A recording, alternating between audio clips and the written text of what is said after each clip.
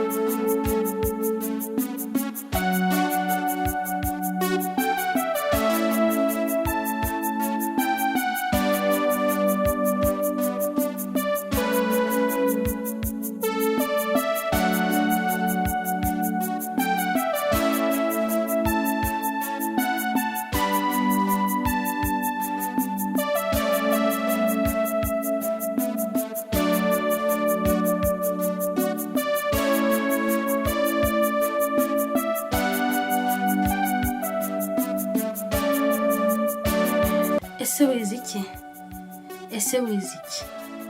Mu gitabo cya Yohana wa mbere igice cya 4 umurongo wa 20 handitswe ngo umuntu navuga ati nkunda Imana akanga mwene se aba ari umunyabinyoma, kuko udakunda mwene se yabonye atashobora gukunda Imana atabonye. Ese wavuga gute kusenga Imana wanga umuntu yaremye? Ese gufata ibyo utunze ukabijyana mu nzu y'Imana, mugenzi wawe yaburaye adafite icyo kwambara, nta kintu na kimwe afite, ese wumva ko ibyo ari by'Imana yishimira? Muvandimwe, ituro rya mbere si riri ujyana aho usengera, ahubwo ituro rya mbere Imana yishimira ni riri utanga urimo gufasha umuntu ubabaye, ubabajwe n'ubuzima.